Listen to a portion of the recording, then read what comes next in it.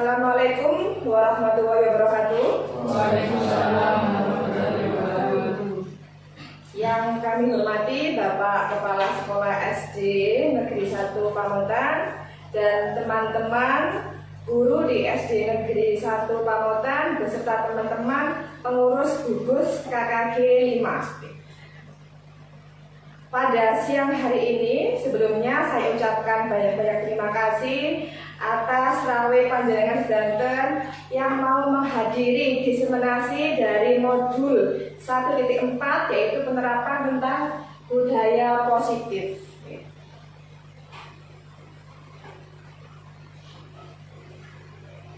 Untuk biodata saya yaitu nama saya Ika Mai Puji Rahayu dari SD Negeri 1 Pamotan, ya.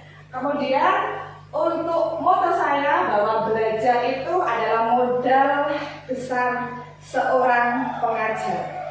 Bahwa pengajar atau guru itu tidak boleh lelah untuk selalu dalam belajar. Untuk agenda yaitu ada pembukaan, kemudian pembahasan tujuan dari budaya positif yang ada di sekolah, pemahaman inti, kemudian eksplorasi konsep dan refleksi. Tujuan dari budaya positif di sekolah. Jadi menurut dari Ki Hajar Dewantara bahwa tujuan pendidikan itu adalah menuntun segala kodrat yang ada pada anak agar mereka itu dapat mencapai keselamatan dan kebahagiaan yang setinggi-tingginya baik sebagai manusia maupun sebagai anggota masyarakat. Tujuan dari budaya positif sendiri yang ada di sekolah nantinya adalah menumbuhkan karakter. Karakter yang diharapkan adalah menjadi manusia dan anggota masyarakat untuk mencapai keselamatan dan kebahagiaan seperti tujuan pendidikan nasional kita yang tercantum dalam profil pelajar Pancasila. Masih ingat bahwa profil pelajar Pancasila ada beriman dan bertakwa kepada Tuhan Yang Maha Esa, berakhlak mulia, kreatif, gotong royong, berkebinekaan global, bernalar kritis dan mandiri. Menurut Ki Hajar Dewantara bahwa pendidikan itu diibaratkan adalah seorang petani yang sedang menanam padi atau mencocok padi. Sawah itu diibaratkan sebagai lahannya. Padi itu diibaratkan siswa. Dan petani itu adalah diibaratkan sebagai kita, guru gitu. Jangan bisa bayangkan bahwa misalkan karena di area kita kan area pertanian tanahnya subur. Jangan kalau mau nanam padi juga pakai bibit yang unggul, pakai bibit hibrida. Apakah sudah pasti nanti hasilnya pun juga akan melimpah sesuai yang diharapkan? Belum tentu. Karena apa? Kalau dari petaninya itu tadi kurang telaten dalam merawat atau nantinya memberikan pupuk, ya seharusnya padi itu waktunya dipupuk. Padi itu kan tidak bisa tumbuh dengan sendirinya.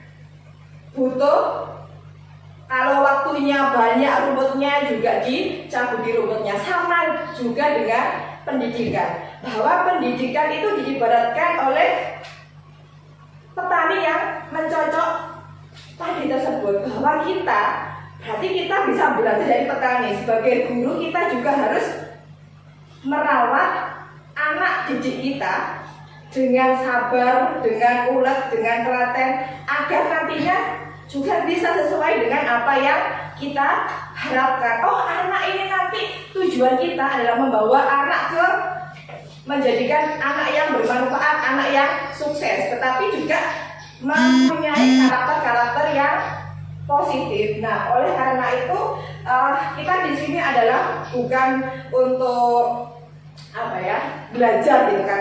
Saya di sini berbagi apa yang sudah saya dapatkan selama beberapa bulan dari program guru penggerak, oke? Karena apa? Budaya positif itu tidak akan bisa terlaksana hanya dengan satu orang guru saja.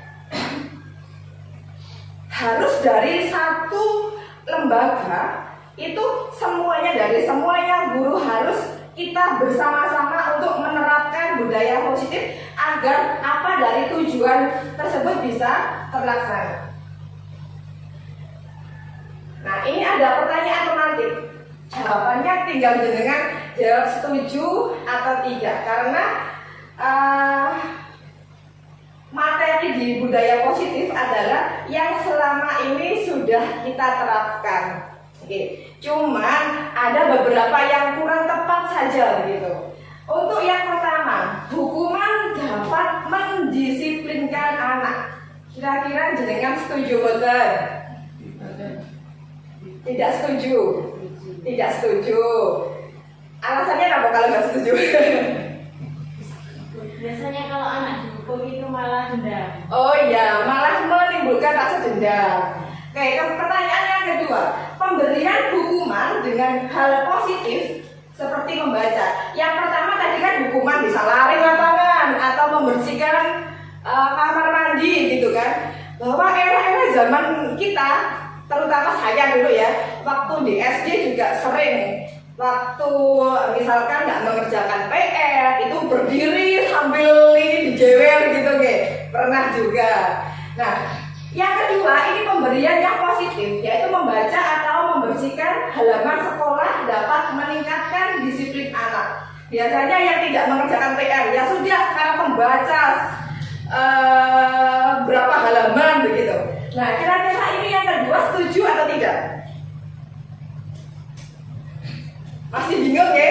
Masih bingung. Kalau masih bingung nanti ada jawabannya di slide berikutnya ada. Kemudian yang ketiga, memberikan penghargaan dapat meningkatkan motivasi belajar anak-anak yang tadinya tidak pernah mengerjakan PR. Waktu di kelas juga tidak menghiraukan gurunya. Guru ini terano sudah capek ngomong sampai kelas gak direken, gak digatekno sama anak. Pernah nggih? Pernah, apalagi kelas 1. Kalau kelas atas masih bisa. Kita kasih suara yang keras gitu. Hei yo anak-anak, bisa diam nggak gitu? Pasti diam Miss. Tapi apa? Anak itu kan hanya takut saja, ya kan? Hanya takut, tapi tidak ada niat untuk mencari ilmu. Nah, untuk dari topik budaya positif yaitu nanti saya akan mencoba seri tentang disiplin positif dan nilai-nilai kebajikan universal, kemudian teori dari motivasi, hukuman, penghargaan, restitusi. Jadi berbeda antara motivasi, hukuman, penghargaan, dan restitusi. Kemudian keyakinan kelas, kebutuhan dasar manusia dan dunia berkualitas. Kemudian ada 5 posisi kontrol dari restitusi, karena dari motivasi, hukuman, penghargaan, restitusi itu yang cocok diterapkan di lembaga kita untuk era saat ini adalah restitusi. Untuk nanti apa itu restitusi kita bahas di slide berikutnya. Yang pertama yaitu disiplin positif dan apa saja nilai-nilai kebajikan universalnya. Untuk yang pertama, ini ada kegiatan kepalan tangan, ada perubahan paradigma. Di sini ada yang membawa cincin. Nah, Bu Nima ini bawa cincin. Bisa dilepas Bu? Dilepas ya? Dilepas. Bu Nima ini bawa cincin. Coba dengan genggam dengan kepala, cincinnya ditaruh gitu ya di tangan dia di sebelah kanan. Nah, di sebelah ada Bu Tutus. Coba sekarang Bu Tutus merayu Bu Nikma untuk meminta cincin itu kira-kira bagaimana caranya sampai mendapatkan cincin itu.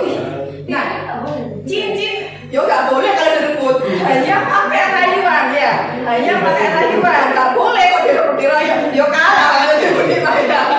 Ayo, boleh dengan bahasa sampean atau rayuan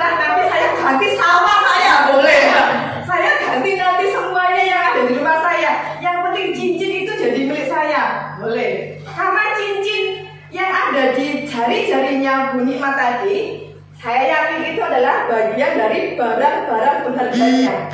Bisa jadi dari suami, ya kan? Atau kado dari mantan gitu. Oke, ayo sekarang Bu Tutus coba bagaimana caranya sampai mendapatkan cincin tersebut. Ini Bapak itu kembali ya Bu Nikma, ya gak apa-apa. kesana kok rapi ini ngalir gani. Iya, ternyata apa? Refleks kan ya? Tadinya kan Bu Tutus bilang, Bu Nikma, bisa dilihat berapa harganya, ditunjukkan karena yang ditanyakan adalah harga. Tapi setelah mau diambil, ya kan dia Bu Tutus kan pakai cara yang curang kan ya, mau diambil akhirnya digenggam. Yang artinya apa di sini? Yang artinya apa? Bahwa yang bisa membolak-balikkan kita, ya, ini kan barang-barang berharga. Ini kira-kira yang bisa nanti, oh saya itu nanti mau seperti ini, mau seperti itu, adalah bukan orang lain, adalah diri sendiri. Ya. Nah makanya itu ya sekarang udah dipakai lagi, nanti kalau hilang minta ganti rugi ke saya, malah repotnya. Iya, bisa diambil pelajaran bahwa ketika kita itu merasa oh bahwa ini itu berharga buat saya, sama dengan anak akan melakukan apa saja, sama dengan belajar. Anak akan melakukan apa saja selagi itu adalah dari dirinya sendiri. Beda lagi kalau dari orang lain. Kalau dari dirinya sendiri sudah, oh nanti saya pengen belajar karena A, B, C, D, saya pengen jadi A, pengen jadi B. Itu anak akan termotivasi dari hatinya, dari pikirannya sendiri. Monggo. Nah, kita bahas tentang perubahan paradigma. Nah, tadi bahwa ada A, Bu Nikma, yang B, Bu Tutus. Ini ceritanya adalah secari kertas. Kalau kertas itu merupakan, kalau bagi saya bukan barang berharga, ini hanya sebagai perumpamaan. Nah, kenapa tadi saya meminta untuk melepaskan cincin? Karena cincin itu tadi ada barang berharga miliknya Bu Nikma, begitu. Ya. Kemudian teman A mencoba dengan sekuat tenaga ya Bu Nikma tadi, tidak mau meskipun dirayu atau menyuap memberikan semua hartanya sampai begitu ya, tetap tidak diberikan. Karena apa? Ini adalah barang berharganya Bu Nikma. Nah,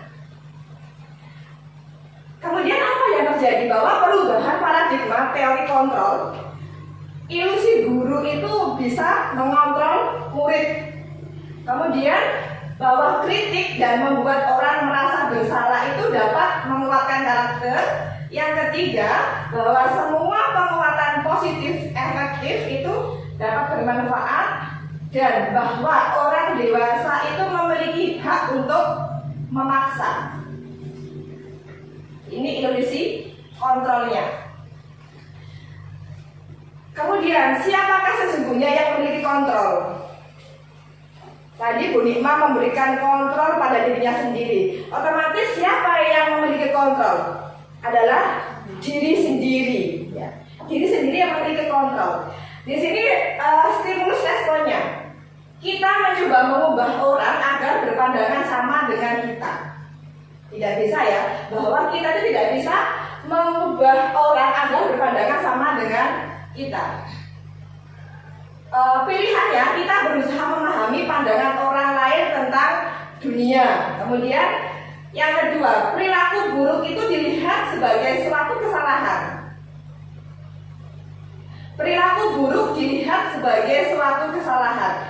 Bahwa biasanya kita kan beberapa tahun untuk memberikan pendidikan ke anak-anak kita. Otomatis kita juga pernah mengalami suatu kejadian berbagai macam, tidak hanya baiknya saja, tetapi dari sisi buruknya juga pernah kita alami. Nah, dari sini perilaku buruk, kadang anak itu saat ketemu gurunya saja ada beberapa macam. Ada yang menyapa, ada yang jalan terus, ada yang takut, ya kan? Berbagai macam anak. Nah, di sini ini adalah untuk stimulus responnya itu dianggap sebagai suatu kesalahan. Nah, itu bukan sebuah kesalahan, tetapi apa? Mereka itu adalah memiliki tujuan masing-masing. Ya. Kita bisa mengarahkan anak itu tadi dengan kita menerapkan budaya-budaya positif di sekolah. Nah, budaya-budaya positif di sekolah itu untuk akhir-akhir ini, baik di SD manapun, terutama di SD Segugus 5, ini banyak berbagai kegiatan budaya positif yang sudah kita terapkan. Yang biasanya mulai dari awal pagi kita sudah melakukan kegiatan 5S. Biasanya ada anak-anak beserta perwakilan atau piket dari para guru ya, untuk jaga rekol. Ya. Nah, di situ anak adalah memberikan senyum, sapa, salam. Oke. Setiap ada yang lewat, anak memberikan sapaan, memberikan salam. Dengan tujuan apa? Tujuannya adalah membentuk karakter. Oke. Sesuai dengan kurikulum kita di sekarang ini, yaitu kurikulum merdeka, tujuannya adalah pembentukan karakter anak. Tidak seperti kurikulum yang sebelumnya bahwa nilai itu jadi patokan yang utama, tapi untuk kurikulum yang sekarang adalah yang diutamakan adalah tentang karakter anak. Karena karakter anak itu nanti adalah mampu membuat atau merubah dunia kita. Pada saat ini bahwa kita juga sering melihat di TV-TV banyak yang korupsi. Padahal orang-orang yang korupsi itu juga bukan lulusan SD, tetapi S3, S2. Kalau kita bicara masalah pintar, para yang koruptor-koruptor itu jauh lebih pintar. Tapi karena apa? Karakternya yang tidak ada. Seandainya karakter itu kita didik dari dini, ya, otomatis dan insya Allah nanti untuk jangka waktu berapa tahun namanya Indonesia juga akan bisa berubah. Di sini ada bagan, ya. Ada skema, nanti kita akan berbicara tentang arti dari disiplin sendiri. Kemudian 5 posisi kontrol, nanti ada posisi penghukum, posisi pembuat rasa bersalah, posisi sebagai teman, sebagai pembantu, dan sebagai manajer.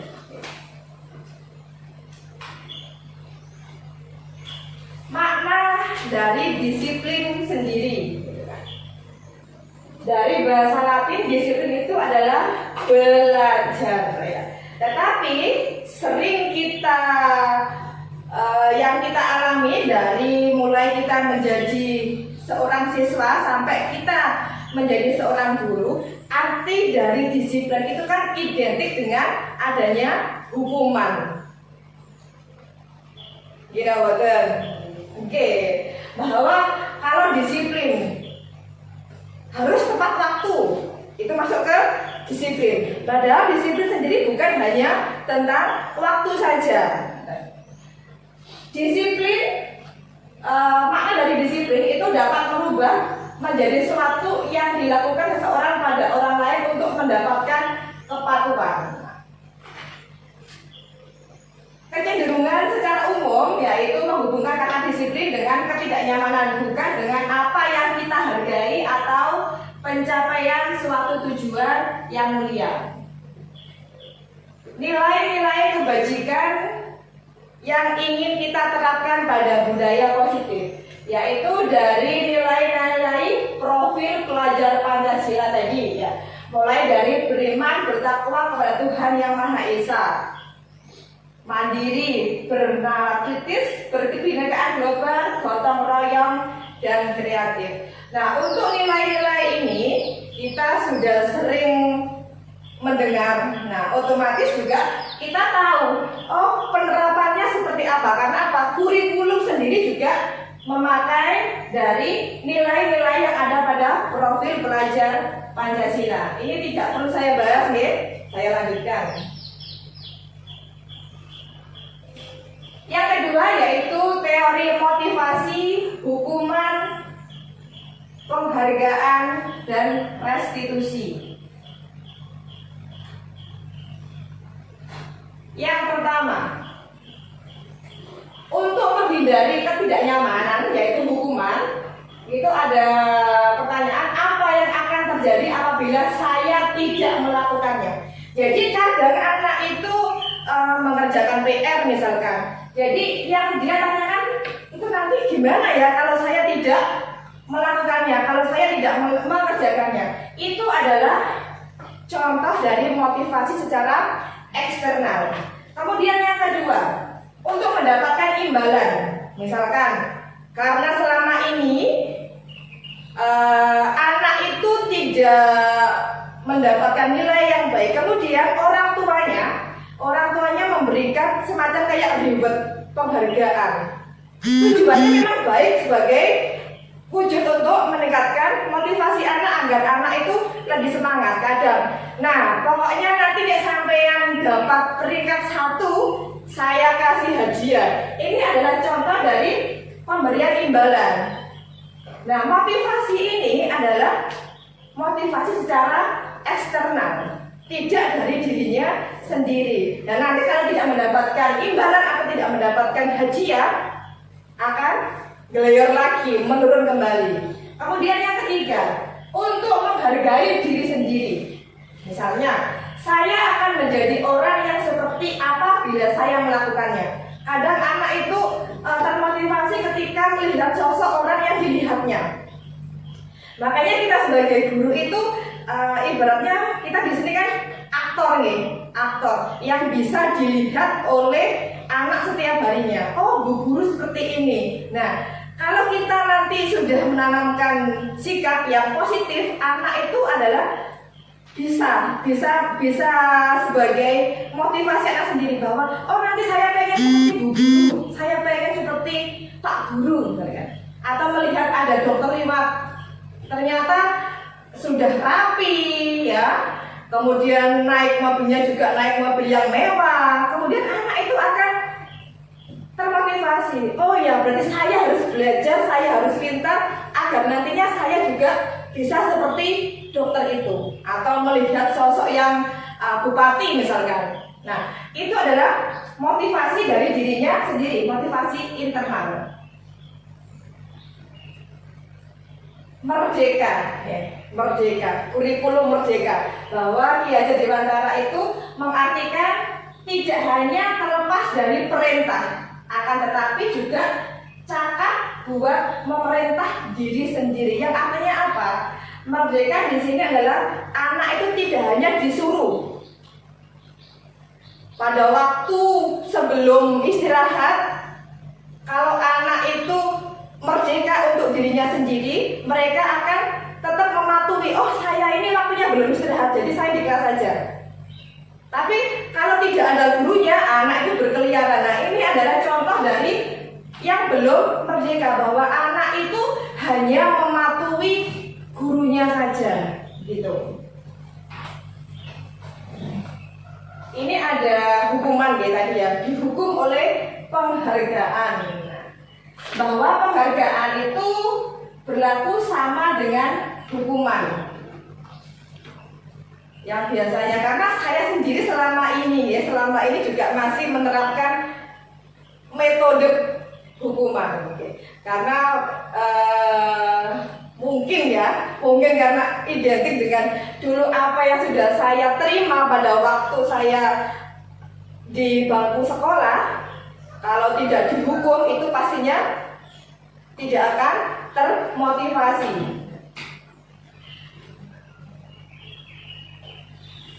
Dihukum oleh penghargaan, bahwa kalau dihukum oleh penghargaan itu dapat menurunkan kualitas, bisa mematikan kreativitas, dan mengurangi motivasi intrinsik.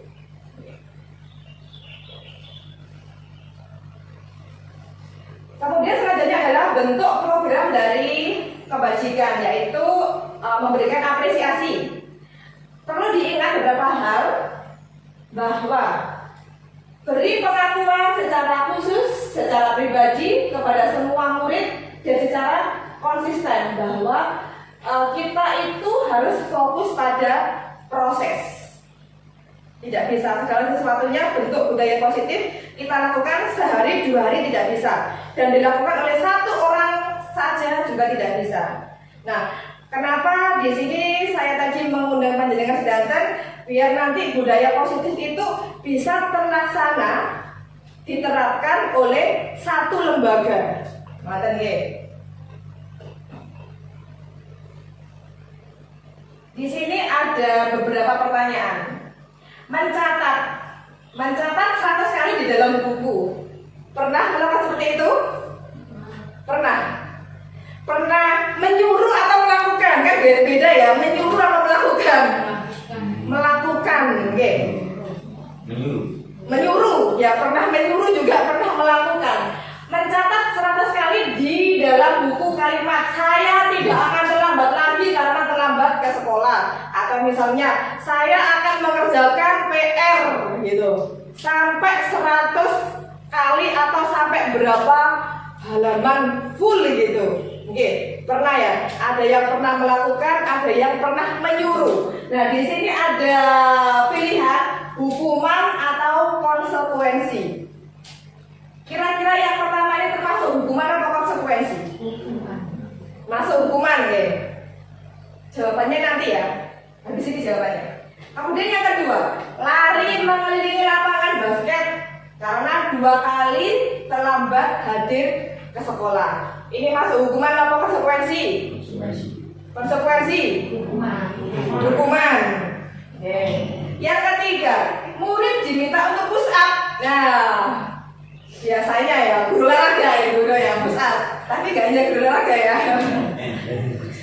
Push up 15 kali karena tidak menggunakan masker ke sekolah. Hukuman. Kemudian menggantikan kertas tugas teman yang telah dicoret-coret. Konsekuensi. Memberikan tumpahan air di meja, membersihkan tumpahan air di meja tulis karena tersenggol pada saat belajar. Konsekuensi. Murid disuruh untuk tidak mengenakan sepatu seharian di sekolah karena tidak mengenakan sepatu hitam. Hukuman. Lari mengelilingi lapangan basket 2 kali karena terlambat 10 menit untuk pelajaran PJOK. Pemanasan. Ada jawabannya yang salah? Ya, Bawa sendiri ya. Lari mengelilingi lapangan basket 2 kali karena terlambat 10 menit untuk pelajaran PJOK. Beda karena yang atas tadi larinya kan bukan tentang pelajaran PJOK. Yang kedua tentang pelajaran PJOK. Jadi yang terakhir adalah masuk pada konsekuensi karena itu adalah ranah dari materi PJOK.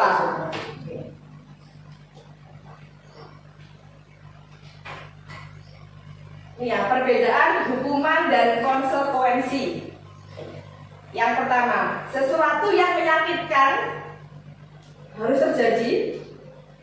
Konsekuensinya adalah sesuatu itu harus terjadi. Yang kedua, membuat anak sakit, yaitu fisik maupun hati dalam jangka waktu yang lama. Jadi karena memberikan hukuman, kadang itu yang dibilang Bunima tadi ya, menimbulkan rasa dendam. Pasti ingat, karena saya sendiri juga ingat. Saya sendiri juga pada waktu pelajaran agama, pada waktu itu saya masih ingat sampai kelas-kelasnya itu hafal, tak guru-gurunya juga hafal. Pada waktu agama kelas 4, karena zaman dahulu itu kan metodenya kan hafalan, harus hafal. Kalau tidak hafal sudah tangan ini pulang rencem diprongkoli dengan bisa diprongkoli. Diprongkoli itu kayak gini wes, ini wes. Pokoknya pulang itu merasemi. Sampai saya juga hafal. Nah, ternyata benar ya. Kalau memberikan hukuman itu adalah menimbulkan sampai Jadi adalah masuk menimbulkan anak itu, sama saja kita mengajari anak itu untuk menimbulkan perasaan dendam gitu ya. Kemudian anak membenci kedisiplinan karena dendam tadi ya. Oh ternyata memberikan hukuman meskipun itu hal yang positif itu juga tidak baik bagi anak. Paksaan, pasti kalau paksaan nih. Kemudian mendorong anak menyakiti diri sendiri. Karena apa tadi dendam? Dendam itu adalah menyakiti dirinya sendiri. Kan dendam itu tidak baik ya, terutama buat diri sendiri. Konsep diri yang buruk pasti. Kemudian anak belajar untuk menyembunyikan kesalahan. Nah, ini adalah tadi ya lebih ke karakter yang nantinya adalah sampai ke jangka panjang. Kemudian marah, rasa bersalah, dipermalukan, merasa tidak dihargai. Kembali lagi bahwa sesuai dengan filosofi Ki Dewantara, tujuan pendidikan itu adalah menuntun. Kenapa? Kalau menuntun itu bahasanya apa? Tenjenengan. Menuntun anak. Membimbing aja, mengarahkan. Karena setiap anak, setiap individu ya, itu adalah memiliki kodrat alam dan kodrat zamannya masing-masing. Anak itu memiliki bakat minatnya. Sesuai dengan potensinya beda, tidak disamakan bahwa anak yang A, B, C meskipun toh pintar di bidang matematika belum tentu dia pintar di bidang olahraga.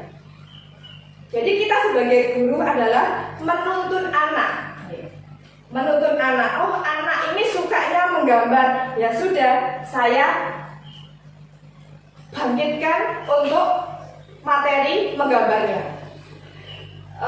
Kalau di TikTok ya, di TikTok itu yang lagi viral adalah ada guru yang sampai membawa anak-anaknya, karena guru itu adalah guru seni ya.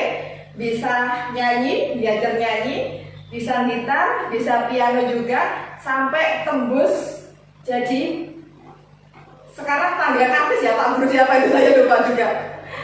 Karena apa? Di situ guru ternyata anak ini suka nyanyi meskipun sama-sama di bidang kesenian, tapi guru itu paham, oh anak ini hanya bisa menyanyi, anak ini hanya bisa gitar, memainkan gitar, kemudian yang C juga hanya bisa memainkan piano saja. Nah, tugas kita juga sama sebagai guru, tidak boleh disamakan dipukul rata. Makanya sekarang selain itu juga diterapkan dengan pembelajaran berdiferensiasi ya.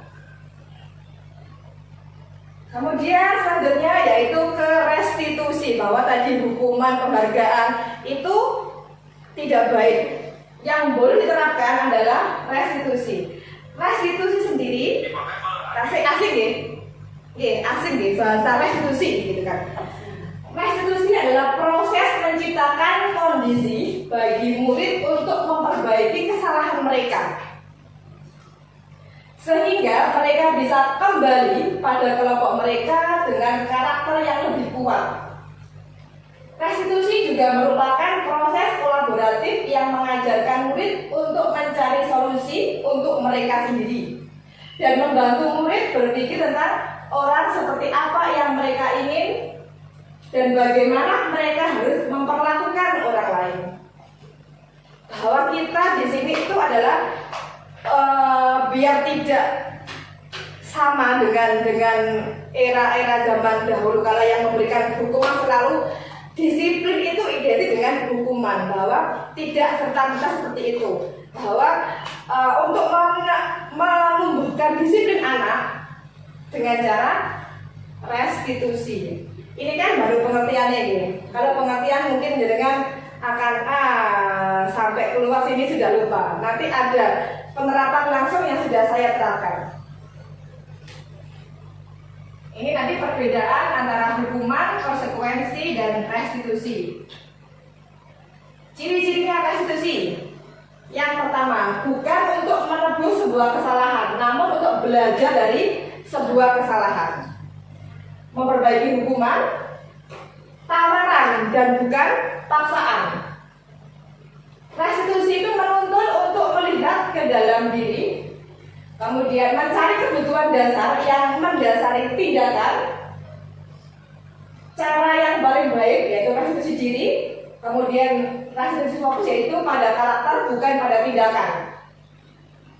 Restitusi fokus itu pada solusi dan mengembalikan murid untuk berbuat salah pada kelompoknya. Saya ke restitusi ya, mumpung belajar tentang restitusi.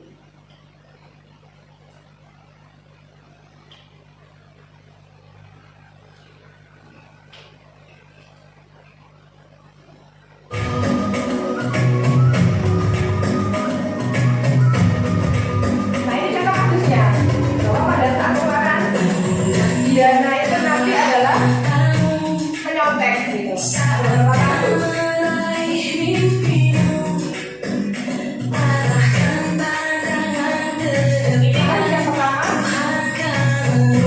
Ternyata anak itu ya, yang dalam keseharian itu rendah untuk materinya, tapi diajak untuk drama itu pintar banget dia kayak ini. Dia pintar banget dia drama itu kan benda kami ya.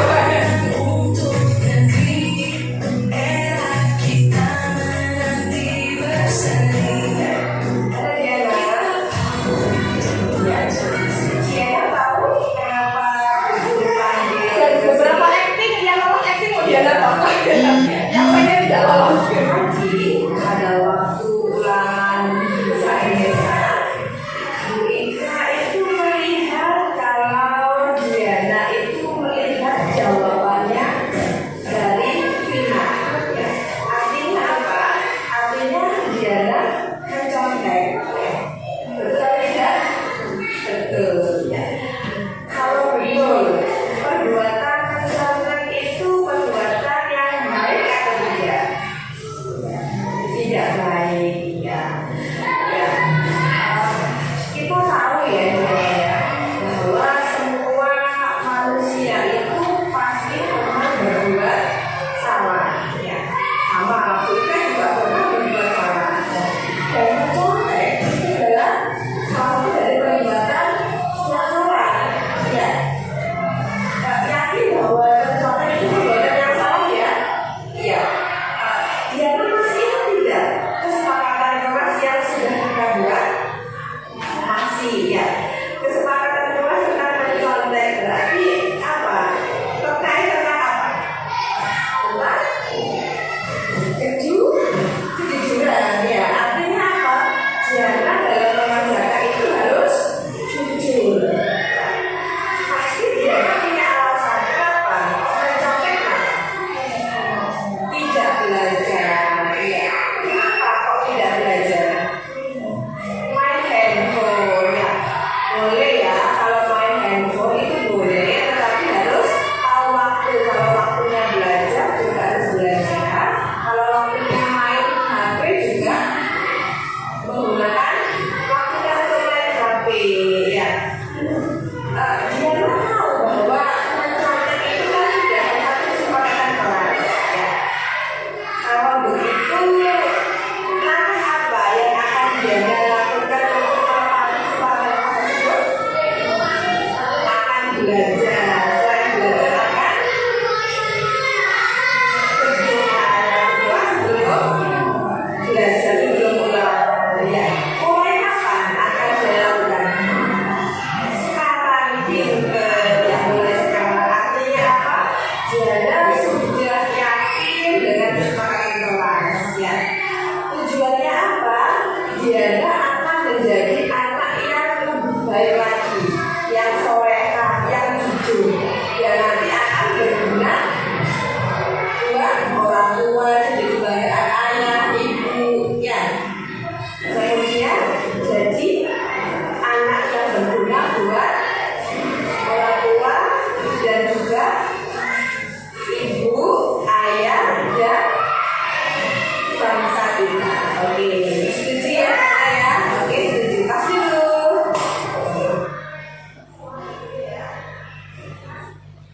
Apa gitu? Contohnya satu saja, nanti kepanjangan durasi.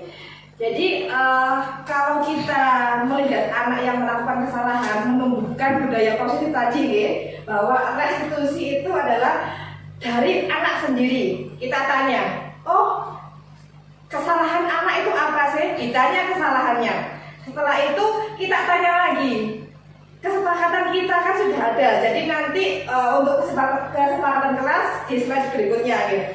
Karena kenapa kita harus membuat kesepakatan? Itu adalah dari anak sendiri dan dipatuhi oleh anak sendiri, bukan dari kita, dari guru, katanya. Jadi nanti kalau di sini karena ada yang melakukan pelanggaran, tadi di contoh itu kan Diana juga tanya pada dirinya sendiri bahwa dan janji pada dirinya sendiri. Dia melakukan. Jadi di sini guru itu hanya memfasilitasi saja. Kita flashback kembali, ya. Kita flashback kembali bahwa ada beberapa keyakinan kelas atau kesepakatan kelas. Nanti anak itu juga akan merasa oh bahwa kesepakatan itu adalah dari anak dan untuk anak sendiri. Karena pada waktu itu saya terapkan juga semacam kayak ini saya lihatkan awalnya. Ya. Ini kesepakatan. Jadi per anak gitu kan, per anak.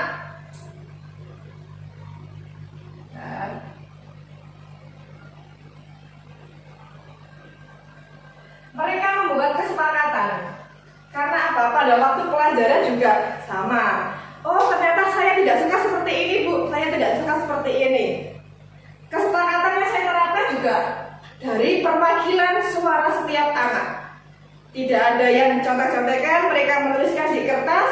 Kemudian kalau ada yang sama dituliskan satu saja, karena ada beberapa yang ada beberapa yang sama. Kayak sebelumnya, kayak waktu saya ngajar itu ada yang kadang keluar lihat di lapangan, karena di lapangan ada yang lagi main volley seperti itu atau lagi olahraga.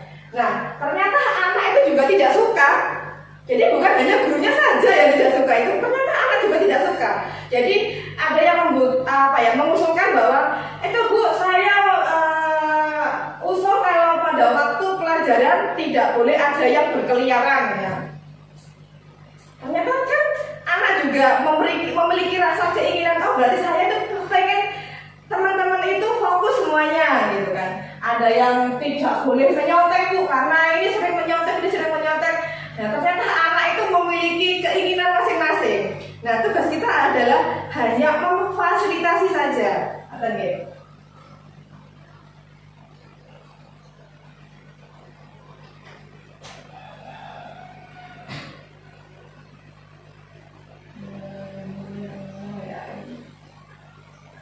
Ini hasil kesepakatan. Ada yang bilang saat sakit boleh pulang, ditulis saja. Tidak boleh ramai di kelas, tidak boleh berbicara, tidak boleh menyontek. Dan ini adalah dari anak-anak sendiri, bukan dari saya, dan bukan dari gurunya, gitu. Jadi ternyata anak-anak dari 13 siswa ada 7 karena ada beberapa yang sama. Dan yang paling identik itu tidak boleh menyontek Bu, karena ternyata mereka juga tidak suka kalau jawabannya itu dicontek oleh teman-temannya, gitu. Nah, makanya tadi yang restitusi itu adalah contoh dari kesepakatan kelas tidak boleh menyontek.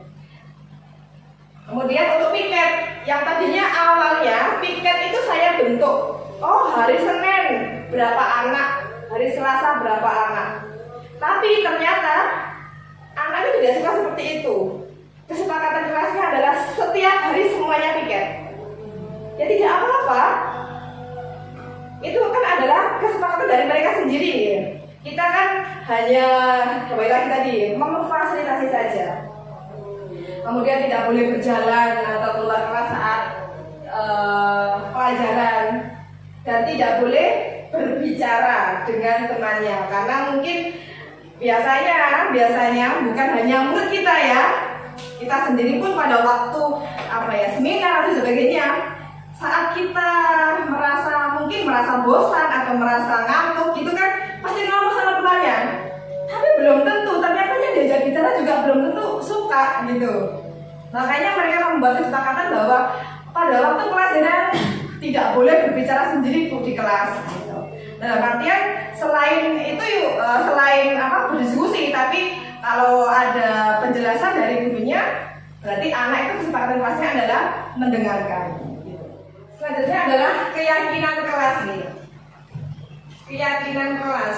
Tadi contoh penerapannya kan sampun Pol tampilkan. Nah, sekarang yang masih perlu didalami adalah mengapa tidak peraturan namanya. Kenapa harus keyakinan kelas? Jadi di dalam keyakinan kelas itu nanti ada yang namanya kalau di kelas kesepakatan kelas. Boleh keyakinan kelas, kesepakatan kelas. Perbedaannya kalau peraturan, yang namanya peraturan sama nih, peraturan yang ada di Indonesia contohnya memakai helm pada waktu berkendara, kemudian harus punya SIM, itu adalah peraturan. Artinya apa? Peraturan itu hanya sepihak saja.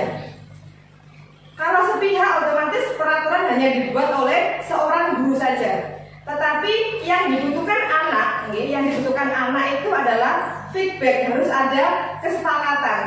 Oleh karenanya kita nanti adalah merubah sebuah peraturan yang ada di kelas itu menjadi keyakinan kelas atau suatu kesepakatan kelas.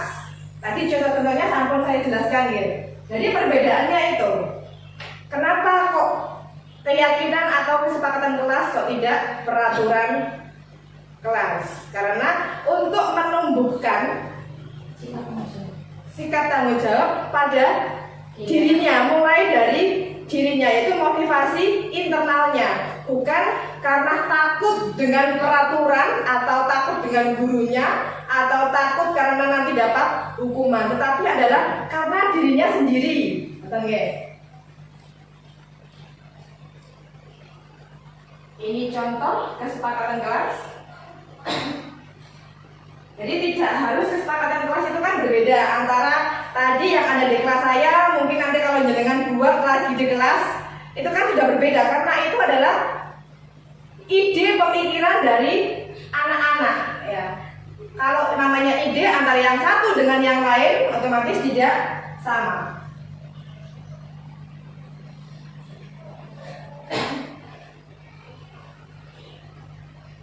Nah, ini ada peraturan nih, peraturan. Jadi contoh peraturan, perbedaan antara peraturan dengan keyakinan kelas. Selalu kembalikan buku ke tempatnya. Ini peraturan, tetapi kalau kita membuat keyakinan kelas itu adalah wujud dari tanggung jawab anak tersebut. Tanpa ada peraturan, kalau kita waktunya meminjam di perpustakaan juga mengembalikan, karena itu adalah tanggung jawab dari diri sendiri. Kemudian dilarang mengganggu orang lain. Ini peraturan. Kalau kita buat kesepakatan, nantinya juga anak sudah otomatis akan bisa menghormati orang lain. Kemudian hadir di sekolah 15 menit sebelum pembelajaran dimulai. Ini peraturannya. Keyakinannya adalah tentang berkomitmen dan menghormati orang lain. Untuk selanjutnya nanti saya kirimkan di grup materi-materinya. Yang penting sekarang jangan paham perbedaan antara peraturan dan keyakinan kelas. Selanjutnya adalah kebutuhan dasar manusia. Kebutuhan dasar manusia yaitu pasti setiap manusia itu butuh kasih sayang. Kasih sayang dan rasa diterima. Entah itu yang paling kecil di lingkungan keluarga. Kita juga ingin mendapatkan kasih sayang dari ayah, dari ibu, dari pasangan, dari anak. Kemudian kepengen kesenangan. Ya, otomatis juga kita pengen hidup kita itu senang gitu. Kemudian pengen bebas. Nah, bebasnya ini adalah tadi dengan membuat kesepakatan, tetapi apa? Dari mereka sendiri. Bebas mereka tanpa harus ada peraturan yang kita buat. Kemudian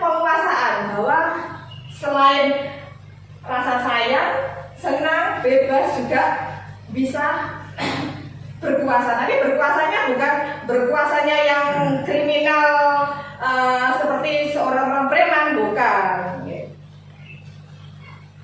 Nah, ini ada 5 posisi kontrol. Dari restitusi itu nanti kita sebagai guru adalah bisa menerapkan 5 posisi kontrol. Tetapi nanti jenengan bisa memilih antara penghukum, pembuat orang merasa bersalah, teman, pemantau, dan manajer. Kalau melihat perbedaannya mungkin belum jelas. Ini ada video, nih. Ada video yang nanti membedakan antara berbagai macam posisi kontrol. Sangat bahagia Ibu dan Bapak guru hebat dalam penerapan disiplin positif restitusi. Salah satu program yang dikembangkan adalah 5 posisi kontrol. 5 posisi kontrol dalam restitusi adalah proses perjalanan seorang pendidik agar dapat mengenali dirinya. Pada video kali ini, kita akan membahas tentang 5 posisi kontrol yang dikembangkan oleh Diane Dawson dan contoh penerapannya.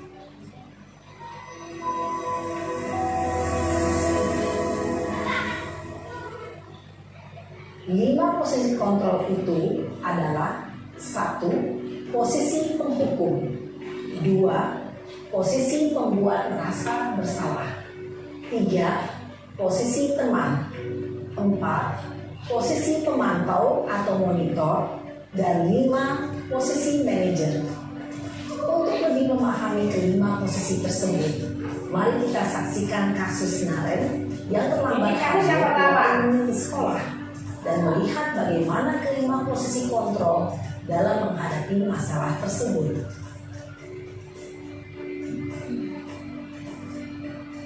Contoh real langsung ya penerapannya.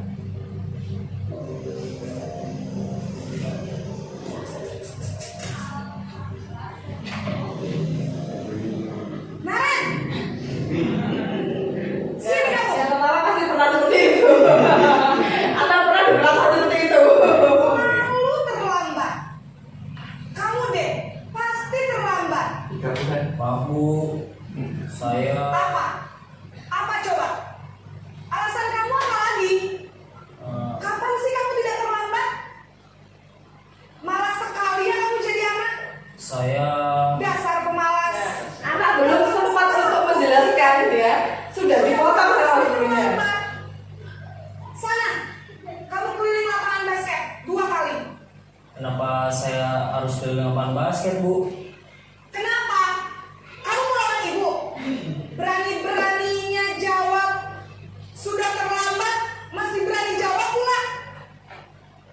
Sekarang keliling lapangan basket. Ditambah lagi ya, sekali lagi. Iya, kamu. Cepat. Pergi sana ke lapangan basket. Posisi penghukum biasanya berbicara dengan nada tinggi, menghardik, menunjuk-nunjuk, menyakiti, dan menyindir. Hukuman bisa berupa fisik maupun psikis. Ibu dan Bapak guru hebat, dampak yang terjadi pada murid ketika guru berada pada posisi penghukum adalah murid cenderung akan memberontak, bahkan menyimpan dendam.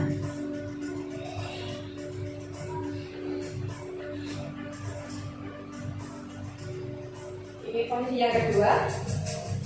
Jadi seolah-olah anak itu dibuat merasa paling bersalah.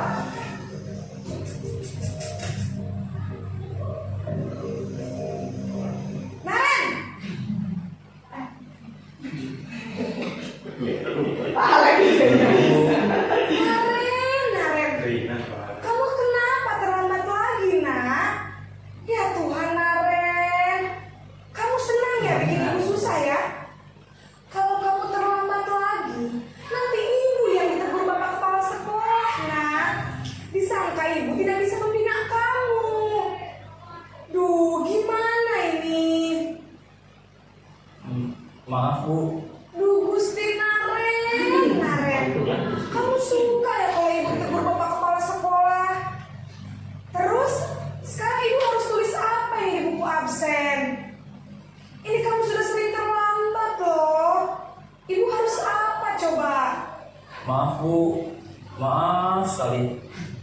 Ya sudah, lain kali jangan bikin ibu susah lagi ya nak ya. Ya, jangan bikin ibu Udah, salah lagi dari apa-apa kata-katanya kan. gini terus. Seolah-olah membuat anak itu merasa paling bersalah. Tegur bapak kepala sekolah.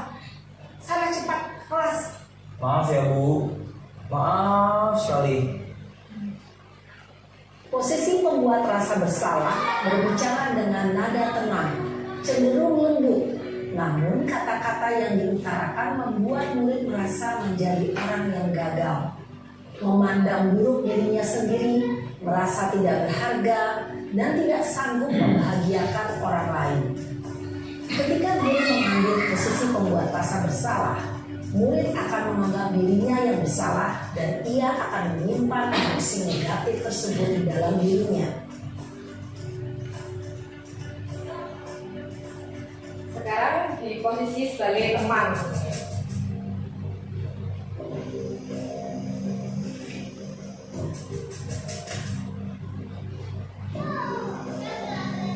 Naren,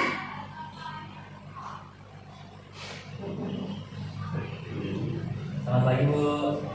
wah sudah jam berapa ini nak? Terlambat lagi ya sayang. Iya Bu, habis ibu saya lupa bangunkan saya Bu. Kamu malah menyalahkan ibu kamu. Kamu bukannya anak yang larinya paling kencang. Kok terlambat sih? Iya Bu, saya memang terlambat bangun tadi. Jadi biarpun saya lari kencang, tetap gak kejar Bu. Ya sudah sana. Nanti lain kali larinya lebih kencang lagi ya. Biar gak terlambat lagi. Bikin seneng ibu. Demi ibu. Bisa kan? Bisa lah Bu. Ya sudah sana masuk kelas. Ibu beresin urusan absen kamu. Kamu ini ada-ada saja. Dalam posisi teman, guru berbicara dengan nada suara ramah, akrab, cenderung bersenda gurau untuk menjaga suasana tetap santai. Murid akan merasa senang, aman, dan akrab dengan guru. Identitas yang tercipta adalah identitas sukses atau berhasil. Namun, perlu diingat, karena ini masih dorongan eksternal, maka ada faktor ketergantungan dari murid kepada orang tertentu. Di sini guru aksennya, sehingga di lain waktu murid bisa berperilaku baik, namun hanya kepada orang-orang tertentu saja.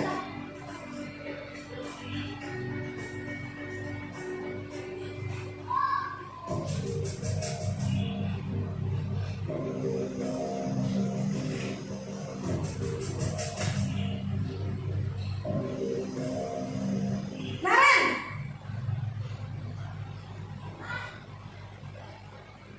Selamat pagi Bu. Naren, apa peraturan sekolah kita tentang jam berapa kita harus masuk sekolah, nak? Kita harus di sekolah jam 7 Bu. Iya betul, sekarang sudah jam 7.20. Naren sudah tahu konsekuensinya jika terlambat hadir. Paham Bu, saya harus tinggal kelas pas jam istirahat selama 20 menit. Iya benar, konsekuensinya demikian. Jadi nanti jam 9.30 pas istirahat, kamu harus tinggal di kelas, kerjakan tugas tambahan untuk ketertinggalan kamu, ya? Baik Bu. Posisi pemantau mengandalkan penghitungan atau data untuk mengontrol murid. Guru mengarahkan murid berdasarkan peraturan dan konsekuensi. Seorang pemantau menunjukkan bahasa tubuh dan ekspresi wajah yang datar dan cenderung formal.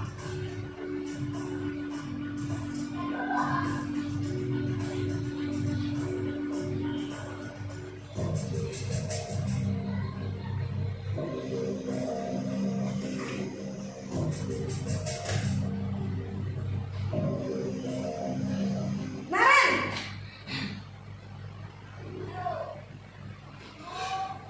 Selamat pagi Bu. Selamat pagi Naren. Maaf Bu, saya terlambat. Iya, sekolah masuknya jam 7, sekarang sudah jam 7.20. Jadi sekarang bagaimana ini Naren? Maaf Bu, saya lupa soal saya semalam. Baiklah, menurut kamu, keyakinan sekolah yang mana yang perlu kamu tingkatkan? Menghargai diri sendiri dan orang lain mungkin ya Bu. Setuju. Jadi, apakah Naren meyakini prinsip saling menghormati tersebut? Iya Bu, saya meyakininya. Apakah Naren bersedia memperbaiki masalah keterlambatan ini? Bersedia Bu. Bagaimana kamu akan perbaiki masalah keterlambatan ini? Saya akan coba untuk tidak lupa menyetel alarm saya Bu. Baik, kalau Naren lupa menyetel alarm di rumah, ada orang yang kira-kira bisa bantu mengingatkan tidak? Ada Bu, kakak saya, Kak Ema. Ada lagi selain Kak Emma? Selain Kak Ema, ada ibu saya. Baik, jadi yang mengingatkan Naren adalah Kak Emma dan ibu kamu ya? Kira-kira akan mulai setel alarm kapan nih Naren?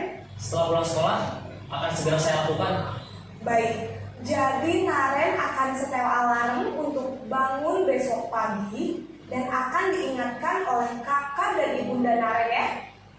Ada lagi yang mungkin perlu dilakukan Naren agar tidak terlambat bangun lagi? Tidak ada Bu. Baik Naren, terima kasih untuk kerjasama kamu. Sekarang kamu perlu kembali ke kelas untuk belajar. Baik Bu, terima kasih.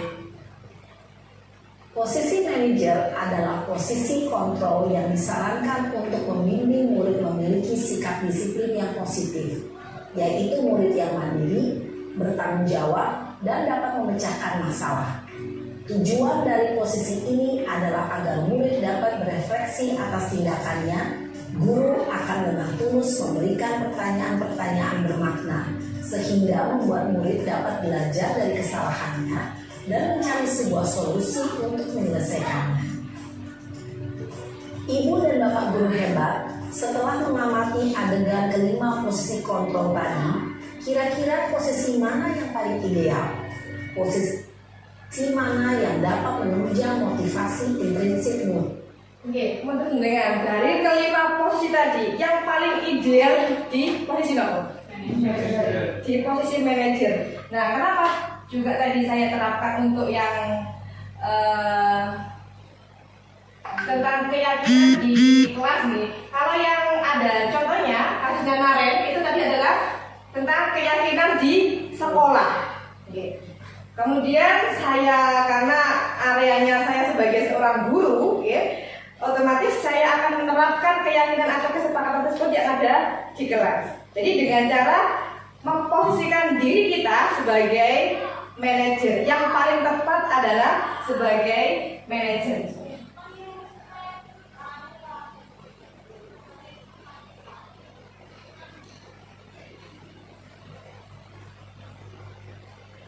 Oke, untuk pernyataan-pernyataan yang tadi ada, saya kecewa sekali dengan kamu, itu adalah sebagai posisi pembuat merasa bersalah. Kemudian kamu tidak pernah belajar, tidak pernah benar melakukannya, itu penghukum. Kemudian ayolah demi ibu atau demi bapak guru sebagai teman.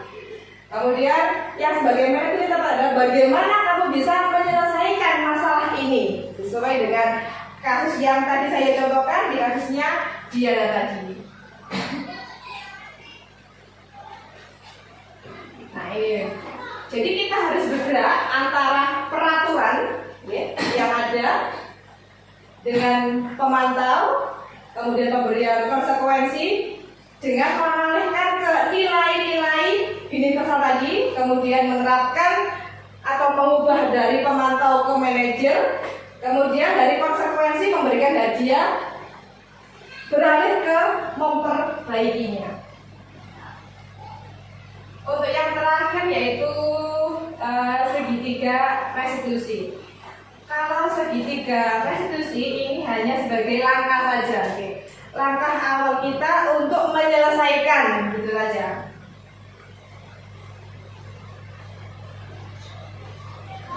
Ini ada beberapa contoh menanyakan keyakinan contoh saja nih. Oke, sudah selesai dari apa yang sudah saya sampaikan di pemaparan saya tadi. Apa? Ada yang perlu kita refleksikan atau kita diskusikan kembali, atau ada pertanyaan yang masih mengganjal atau sudah pas? Ada Bu. Ada Ada. Oke, monggo Pak Alex. Ketika dari yang terakhir apa tadi, manajer. Manajer. Itu kan ditanya-tanya, ayo apa yang harus dilakukan? Iya. Tahu kan ini cara merubahnya gimana? Itu tadi yang di video yang muncul adalah itu ya, kita sudah tahu kalau itu semua sudah disetting ya Bu ya. Iya. Dia jawab, ya Bu saya tahu, ya saya Bu saya tahu sini. Tapi realitanya yang di lapangan ketika anak ditanya seperti itu, jawabannya itu kebanyakan sebenarnya Pak, nggak tahu Pak. Iya. Terus atau diam saja. Iya. Itu gimana solusinya? Nah, untuk solusinya kembali lagi, karena sebelum kita melakukan sebagai posisi manajer, ya, kita di awal tadi harus membuat suatu, kalau kita di kelas dulu ya Pak Alex ya, konteksnya kita kan sebagai seorang guru. Nanti kalau kita sebagai manajer, untuk keyakinan sekolah ini adalah kita harus mengumpulkan semuanya dan kewenangannya dari kepala sekolah sendiri, karena saya sendiri sebagai guru hanya bisa memberikan contoh yang ada di kelas saja. Nah, sebelumnya itu saya buat kesepakatan Mbak Alex ini tadi. Nah, kenapa ya? Tadi kan contohnya yang saya sampaikan adalah mencontek. Nah, di sini kesepakatan dari anak-anak adalah tidak boleh menyontek. Nah, otomatis anak itu sudah tahu. Oh, bahwa saya itu melakukan pelanggaran. Begitu. Nah, kalau nanti di sekolah, karena segala sesuatu itu butuh waktu. Kita tidak bisa kok langsung menerapkan langsung di sekolah, tidak bisa. Otomatis kita dari per kelas dahulu. Nanti kalau setiap kelas sudah terbentuk, otomatis kita mudah untuk mengarahkannya. Jadi circle dari yang terkecil dulu, lingkup yang kecil adalah di kelas kita. Sebelum kita membuat keyakinan atau kesepakatan kelas yang ada di sekolah, karena satu lembaga. Nah, otomatis kalau di kelas saja belum paham, apalagi di sekolah gitu, okay. Karena di sekolah itu butuh waktu, butuh waktu. Jadi tidak bisa nanti kalau peraturan itu nanti kan sama saja. Peraturan adalah dari lembaga sendiri. Nah, caranya bagaimana? Kemarin waktu kita sharing adalah kalau di sekolah lingkupnya satu sekolahan adalah yang pertama dari guru semuanya. Kalau memang anak atau murid itu memadai untuk dikumpulkan, kalau tidak perwakilan. Dalam artian kan di kelas sendiri kan ada perwakilan ya, ada perwakilan. Ibaratkan kita ada di anggota dewan gitu loh Pak Alex. Kita kan nggak mungkin kalau ada suara kita langsung demo satu Indonesia gitu, minta kan nggak. Ada fasilitas anggota dewan di situ. Nah, kita fasilitaskan bahwa pengurus kelas itu diibaratkan sebagai anggota dewan yang siap untuk memberikan atau menyuarakan aspirasi dari teman-teman sekelasnya, gitu. Tapi kembali lagi, ini butuh waktu karena lingkupnya luas di sekolah. Nah, lingkup terkecil kita adalah yang bisa kita lakukan di lingkup kelas kita sendiri. Nanti kalau di kelas kita sudah terbiasa dengan budaya-budaya positif, di sekolah anak juga akan terbiasa karena kalau sama saja dengan kita waktu setiap harinya di keluarga sudah terbiasa dengan kalau ketemu orang saling mencium tangan, itu tanpa kita ajari di luar rumah pun juga sudah terbiasa, padahal dia bukan lingkupnya di rumah, kan begitu. Oke. Jadi yang bisa kita lakukan untuk saat ini sebagai guru khususnya adalah menerapkan disiplin positif tersebut di lingkup kelas. Nah, karena Pak Al kan guru agama, ya guru agama berarti guru agama nanti juga boleh, tidak harus kesepakatan kelas itu bukan hanya kok untuk guru kelasnya gitu, tidak. Jadi guru agama, guru olahraga juga bisa untuk membuat kesepakatan sesuai dengan apa yang mereka inginkan, gitu. Oke. Masih bingung Pak Alex? Enggak, boleh bertanya. Oh, oke, monggo. Ini kan untuk kesepakatan kelas. Oke. Itu otomatis kan apa pendapat dari perwakilan dari setiap kelas tersebut. Oh ya. Nah, Terus selesai diadakan kesepakatan seperti ini, apakah ada sebuah kesepakatan untuk sanksi kalau melanggarnya itu bagaimana gitu? Apa tetap ada sanksi? Apa memang ada sanksi tersendiri yang harus disepakati seluruh kelas tersebut? Oh iya, kembali lagi karena kita tadi adalah fokusnya sebagai yang terakhir restitusi ke manajer, gitu kan. Nah, yang di awal tadi kan ada apa saja tadi? Motivasi, penghargaan, hukuman, dan restitusi.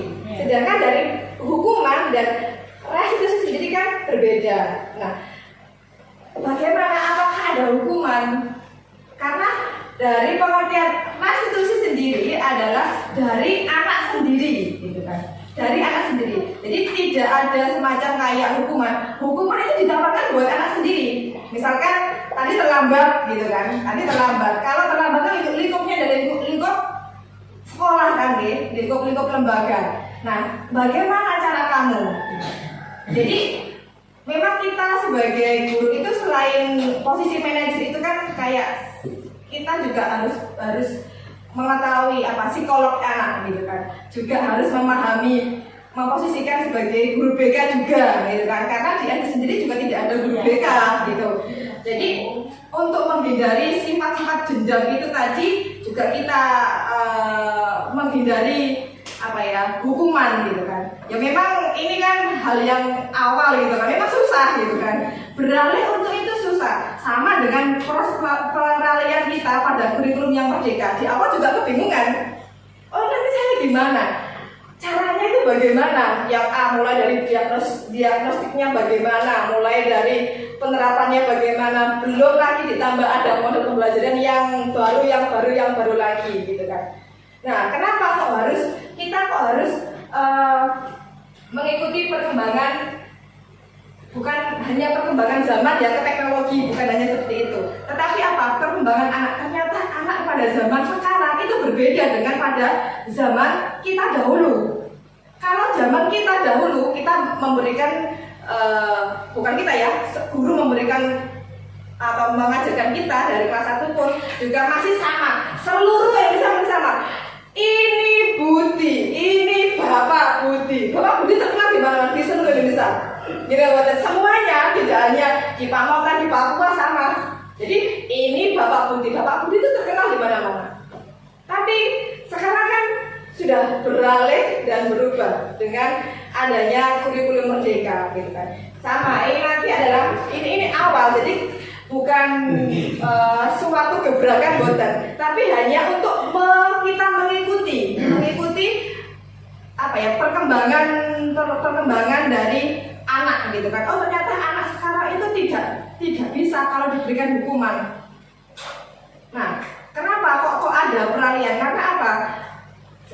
Kita sendiri, gitu kan. Kita sendiri kan juga mengetahui, oh ternyata adanya hukuman itu akan menimbulkan perasaan dendam. Nah, dari sebuah kesalahan-kesalahan tersebut, akhirnya ada suatu kebijakan-kebijakan baru yang harus kita terapkan di kelas. Memang tidak mudah untuk membentuk anak seperti itu, tidak mudah. Tapi kalau kita tidak mencoba ya tidak akan pernah tahu, oh bagaimana sih dari sebuah kegagalan itu, gitu. Kalau dari pertanyaannya Pak Alex, untuk lingkup sekolah memang butuh waktu. Yang bisa kita lakukan adalah di lingkup kelas kita masing-masing. Gitu. Ada lagi dari Pak Alex, dari Bu Puji, monggo yang lain. Bu Dwi sudah mulai tersenyum atau bingung? Geng, Bu Dwi monggo. Kira-kira boleh nggak melakukan atau boleh melakukan restitusi di tempat terbuka? Contohnya mungkin sering kita terjadi di lapangan, berantem di lapangan, ya. Sudah berantem guru baru datang, nah anak itu tidak mau diajak ke dalam kelas, contohnya seperti itu. Berarti boleh melakukan restitusi di terbuka. Kembali lagi, restitusi itu kan beda dengan semacam kayak hukuman yang tujuannya adalah untuk membuat down anak. Restitusi tadi kan tujuannya adalah dari anak sendiri, gitu kan? Kan anak yang mengungkapkan, oh bapak iya bu saya salah gini. Nah kalau salah sangat konsekuensinya apa? Misalkan berantem gitu. Terus konsekuensinya apa kalau sudah mengakui perasaan bersalahnya? Oh ya bu saya minta maaf, kan bisa juga. Jadi tidak membuat atau menjatuhkan mental anak di situ. Gitu kan? Jadi posisi restitusi yang paling tepat ada di manajer khususnya ya. Kalau di posisi teman kan bisa bisa pilih kasih lah gitu kan. Tapi kalau di posisi manajer kita adalah memposisikan netral gitu. Tujuannya memang untuk ketujuan penerapan ke karakter anak, lebih ke budaya positif agar bisa lebih tertanam di sekolah. Gitu. Jadi tidak harus memanggil anak gitu, tidak. Boleh di situ, tapi dengan cara yang tepat, yaitu di posisi manajer. Monggo, ada lagi? Sampun? Sampun nggih. Jadi ya, sampun nggih? Nggih. Terima kasih. Dari pemaparan kurang lebih 1 jam nggih. Semoga nanti apa yang sudah saya sampaikan nggih. Di sini saya bukan yang berdiri di depan ini, bukan yang bukan karena merasa pintar atau apa, karena saya diberikan kesempatan untuk mendapatkan ilmu terlebih dahulu, gitu kan. Saya beberapa bulan di guru penggerak, ini juga kalau tidak saya sampaikan itu kan kayak suatu ilmu yang sia-sia, malah gitu. Kalau ilmu tidak kita salurkan, itu sama saja kayak pohon itu hanya saya rasakan sendiri, gitu kan. Jadi orang tidak tahu, oh rasa manisnya atau rasa enaknya buah durian itu tidak tahu. Tapi kalau kita berbagi, otomatis meskipun tidak ikut menanam, tapi kan semuanya juga ikut merasakan. Gitu. Nah, tujuan saya memang hanya ingin berbagi, dan saya ucapkan banyak terima kasih buat Bapak Kepala Sekolah, buat teman-teman semuanya, teman-teman pengurus, gugus. Saya akhiri, wassalamualaikum warahmatullahi wabarakatuh.